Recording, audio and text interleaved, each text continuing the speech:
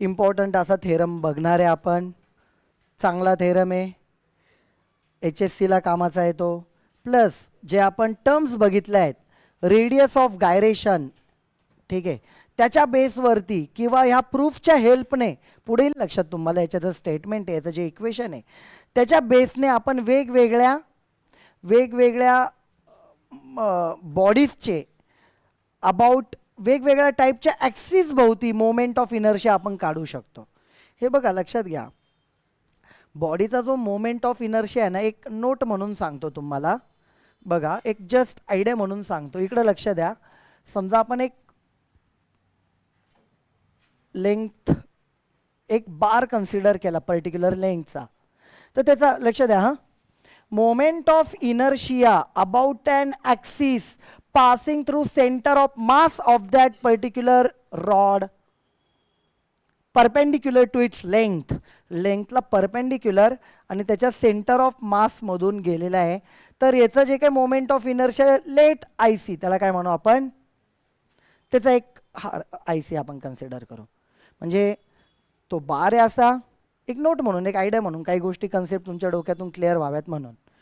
त्याला परपेंडिक्युलर, त्याला एक मोमेंट ऑफ इनर्शिया आहे, ठीक आहे. म्हणजे तो त्या ॲक्सिस भोवती, समजा हा आहे, याच्या सेंटरमधून एक ॲक्सिस गेला आहे, तो सेंटरमधून असा फिरताना दिसेल तुम्हाला. आलं लक्षात, ठीक आहे. त्याला एक मोमेंट ऑफ इनर्शिया, त्याला म्हटलं आपण IC. समजा नंतर हा IC एक लिहिला आपण, इकडे लिहून ठेवतो मी. दुसरा ॲक्सिस कन्सिडर करू एंडला, इकडच्या एंडला, वन ऑफ इट्स एंड. म्हणजे हा समजा तो, माझ्याकडे आता इथं स्केल नाही दाखवायला, समजा नाही मोठी लागेल, बरं जाऊ दे. समजा हा रॉड येतो, ओके. तर याच्यामध्ये काय, इकडच्या एंडला ॲक्सिस कन्सिडर केला, ह्या साईडला, कोणत्याही साईडला, इकडं करा नाही तर इकडं करा, एंडला परपेंडिक्युलर टू इट्स लेंथ, लेंथला परपेंडिक्युलर आहे. त्याच्या भोवती moment of inertia, moment of inertia म्हणजे तो ह्या ॲक्सिस भोवती फिरणार आहे. इथं ह्या ॲक्सिस भोवती फिरत होता आधी, आता आपण सेकंड ॲक्सिस कन्सिडर केला इकडे. म्हणजे इथं हा पॉईंट फिक्स राहतो, याचा अर्थ इथला पॉईंट काय राहणार, फिक्स राहून असा फिरेल तो रॉड. आलं लक्षात. त्याला एक मोमेंट ऑफ इनर्शिया राहणार आहे, त्याला आपण म्हणूया समजा I1. काय म्हणू, I1, ठीक आहे. नंतर मी काय कन्सिडर करतो माहिती का, लक्ष द्या.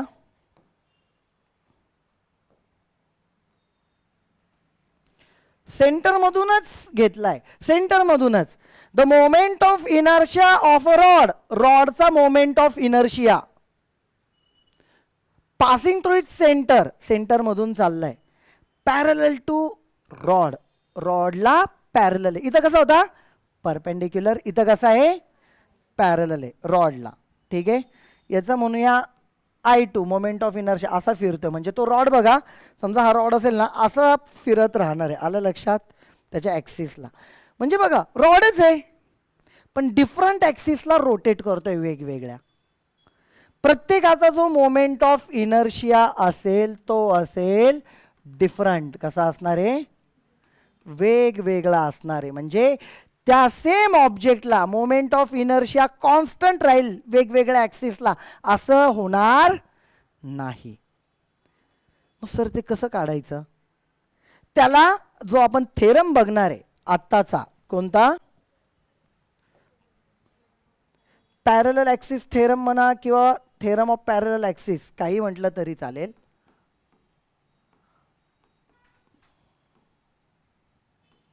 ॲक्सेस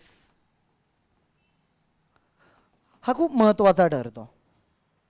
या टाईपचे एक्सप्लेनेशन, त्या टाईपचे फॉर्म्युली डिवाइड करण्यासाठी वेगवेगळ्या ॲक्सिसला.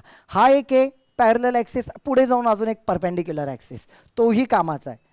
या दोन्ही पद्धतीच्या थेरमचा किंवा त्याच्या इक्वेशनचा यूज करून आपण काय काढू शकतो, डिफरंट ॲक्सिसला मोमेंट ऑफ इनर्शिया काढू शकतो.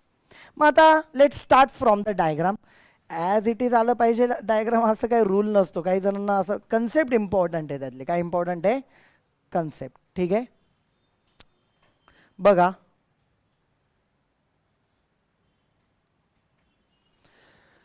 consider the body of any shape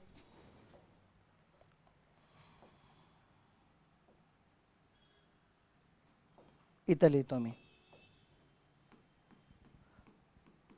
consider the body of any shape rotating about an axis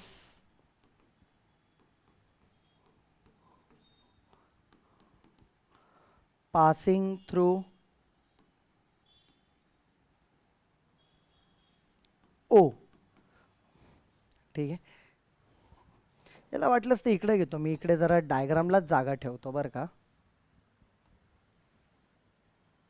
theoretical point थोडं इथे घेतो, इकडे ठेवूयात त्याला आपण. बघा काय लिहिलंय मी इथे, लक्ष द्या सगळ्यांनी व्यवस्थित. ठीक आहे, काय गोष्टी परत परत नाही होत.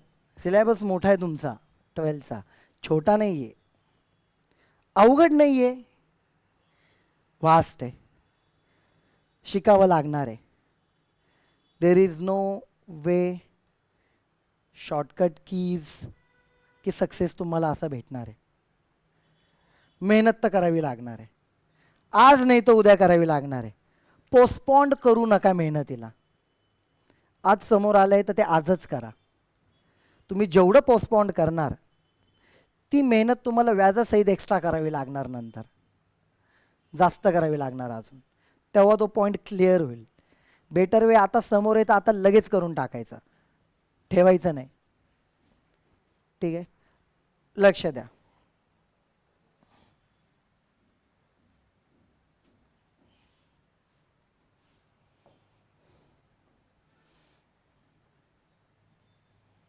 दिस is the point O.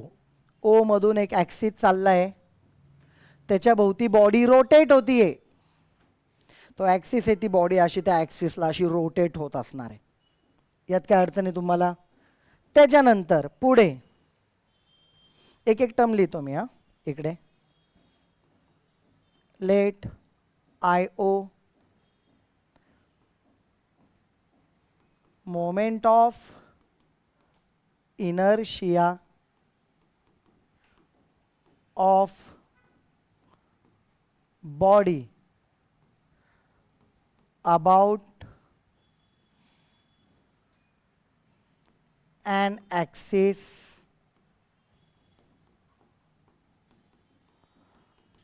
passing through O. Okay, यात काय अडचण आहे. नंतर जस्ट विचारणार आहे मी तुम्हाला असंच.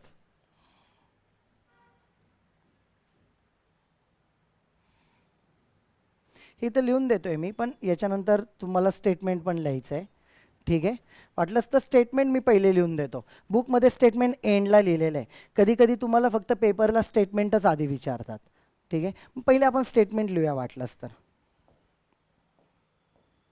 हे मी इरेज करून टाकतो, राहू द्या. लक्ष द्या.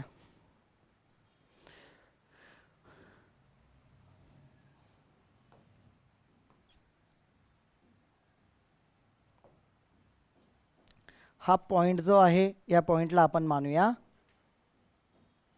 सी.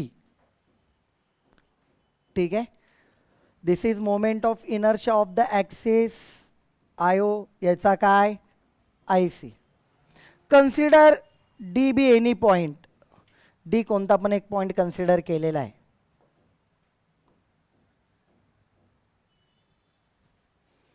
डी कोणता पण पॉइंट एक कन्सिडर केलेला आहे. ठीक आहे,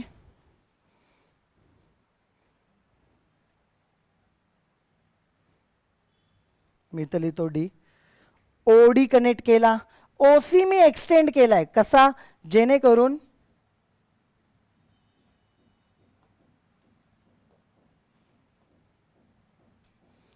या पॉइंटला काही मानू शकतात. त्यांनी जे मानले ते मानूया आपण. काय म्हटलंय त्यांनी, एन मानलंय, एन घेऊया.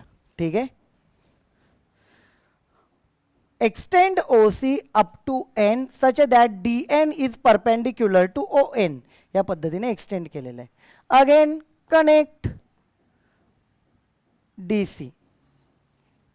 Late H is the distance between this two parallel axis. बघा हा शेजारचा ॲक्सिस कसा पण नाही, सी मधून गेलाय पण असा तिरका नाही गेलाय. नाव काय थेरमचं आपल्या? Parallel axis. This two axis must be parallel. पहिला कसाही असू द्या, दुसरा मात्र त्याला पॅरललच पाहिजे आणि तो सेंटर ऑफ मासमधून गेला पाहिजे. What is centre of mass? 11thला काही जण नसतील तर मी सांगतो आता सेंटर ऑफ मास काय आहे. It is the point on the body, inside the body और आउटसाइड द बॉडी. बॉडीच्या वर असेल, बॉडीच्या आत असेल किंवा बॉडीच्या बाहेर असेल तो point. Such that if we pivot that point, suppose this point, if we pivot that point, body will remain at the state of equilibrium. कशामध्ये राहील बॉडी? इक्विलिब्रियम स्टेटला राहील. आता ही राहते का नाही काय माहीत, राहते. ओके. मग ज्या पॉईंटला मी इथं पिओट केलेलं आहे, पिओट म्हणजे काय? PIVOT. पिओट म्हणजे काय? सपोर्ट. ज्या पॉईंटला आपण सपोर्ट केला आहे तो पॉईंट त्याचा काय झाला? सेंटर ऑफ मास. काय झाला? म्हणजे पूर्ण मासचा सेंटर तो बॅलन्स झाली बॉडी, इक्विलिब्रियम स्टेटला आहे, पडत नाही आहे कुठे. आलं लक्षात? ठीक आहे. So that is the centre of मास. तिथून एक ॲक्सिस गेलेला. आता चला याचं मी हे जे काही स्टेटमेंट आहे ते सगळ्यात शेवटी इथं लिहून ठेवतो. बघा, हां, लिहिताना थोडंफार लक्षात येईलच तुमच्या. Moment of inertia of a body about an axis, about an any axis, कोणत्याही ॲक्सिस भोवती मोमेंट ऑफ इनर्शिया बॉडीचा कसा असतो, is equal to addition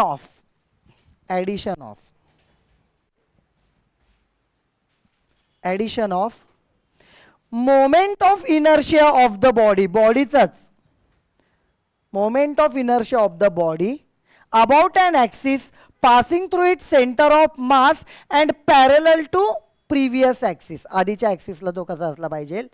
parallel. And product आहे कशाचा? Mass, whole mass of the body and square of the distance between two parallel axis. दोन axis मधलं जे डिस्टन्स आहे त्या डिस्टन्सच्या स्क्वेअर त्याला प्रॉडक्टमध्ये आहे त्या मास सोबत. चला आपण स्टेटमेंट लिहू आता. लक्ष द्या सगळ्यांनी.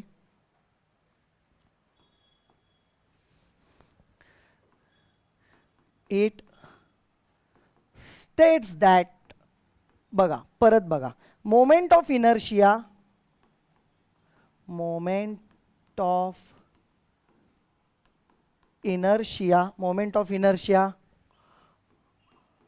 of a body about any axis. इथपर्यंत कळालं? कोणत्या ॲक्सिसला मोमेंट ऑफ इनर्शिया एका बॉडीचा कसा असतो? इज ॲडिशन किंवा समेशन, काही म्हणा, ॲडिशन ऑफ काय? Moment of inertia of body, moment of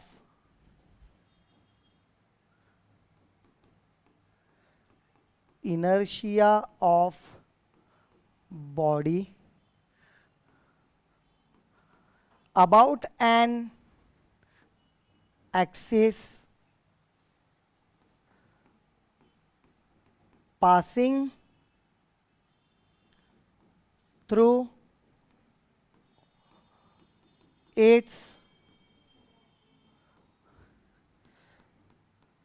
center of mass and parallel to previous axis.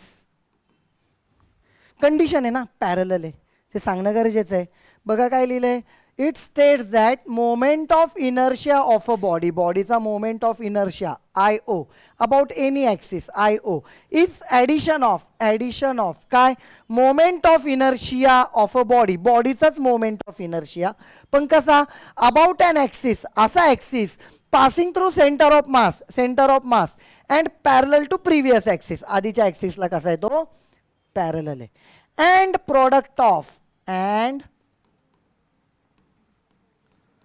Product of, कोणाचा प्रॉडक्ट आहे, मास ऑफ द बॉडी, बॉडीचा mass, and square of the distance between two axes, square of the distance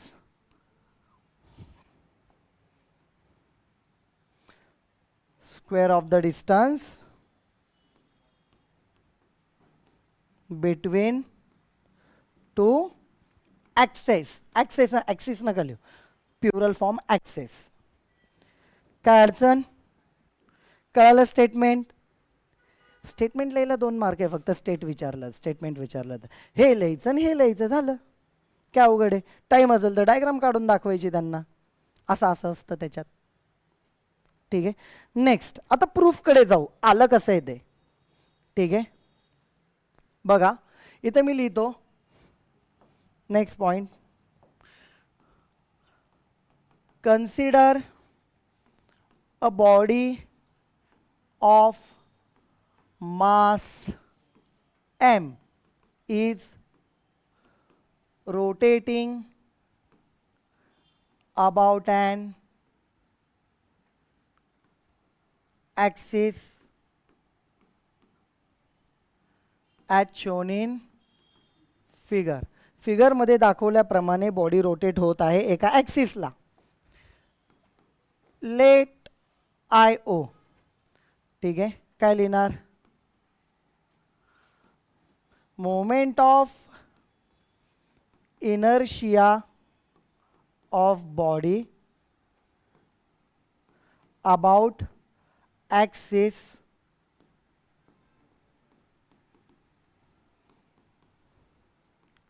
passing through O.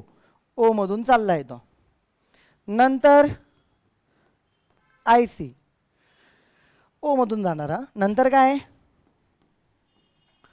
Moment of inertia of body about axis, पण कुठून,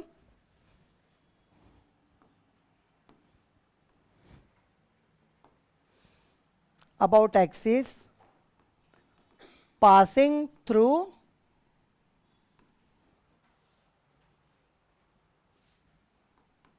its center of mass, center of mass मधून चाललेला I C. नंतर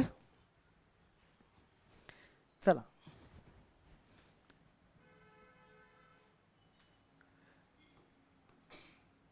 dm is mass of smallest particle of body at d. जो d आहे, हा d कोणता पण एक पॉइंट घेतलाय जिथं पार्टिकलचा मास किती असणार आहे, dm. वाटलंच तर ब्रॅकेटमध्ये मी लिहून देतो तुम्हाला.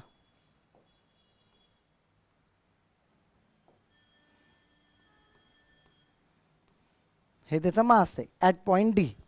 काय अडचण आहे, ठीक आहे. त्याच्यानंतर पुढे एच,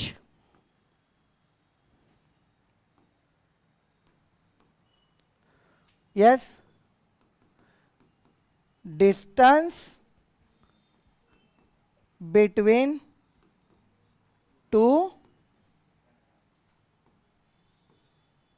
पॅरलल ॲक्सिस नाही, ॲक्सेस 2 आहेत ना आता, त्यामुळे प्युरल फॉर्म. आलं लक्षात. त्याच्यानंतर डायग्राममध्ये दिसतंच आहे काय केलं आहे, ओ सी हा डी नवीन घेतला आहे. Extend O C up to N such that D N is perpendicular to O N. O सीला आपण एक्सटेंड केलं आहे एन पर्यंत, O N is perpendicular to D N और D N is perpendicular to O N, one and the same. Extend OC up to N such that DN is perpendicular to O N. अशा पद्धतीने याला आपण extend केलं आहे. एवढंच होतं, इथून पुढे आपण एक्सटेंड केलं जेणेकरून डी एन परपेंडिक्युलर होईल ओ एनला. मला असं वाटतं इथपर्यंत गिवन डेटा आहे, डायग्राम आहे आणि पर्टिक्युलरली त्याचं स्टेटमेंट आहे, इथपर्यंत काही अडचण असायचं कारण नाही आहे. ठीक आहे, मी कंटिन्युएशनमध्येच सांगणार आहे तुम्हाला प्रूफ. आपण थोडं लेक्चर एक्सटेंड होणारच आहे. ठीक आहे, थोडे पेशन्स ठेवा, लक्ष द्या. नेक्स्ट डायग्राम तुमच्याकडे बुक आहे असेलच, डायग्राम थोडी बघा जरा. ठीक आहे, सगळ्यात पहिले मी तुम्हाला सांगतो काय आहे. 2-3 टर्म आहे. पहिली टर्म तर अशी आहे. बरं, एक काम करू, ऑलमोस्ट 21 मिनिट झालेले आहेत. तुम्ही एवढा पार्ट तर लिहून घ्या विथ डायग्राम. मी तुम्हाला प्रूफचा पार्ट सांगतो. ठीक आहे, आणि आज कंप्लीटच करणार आपण. लिहा.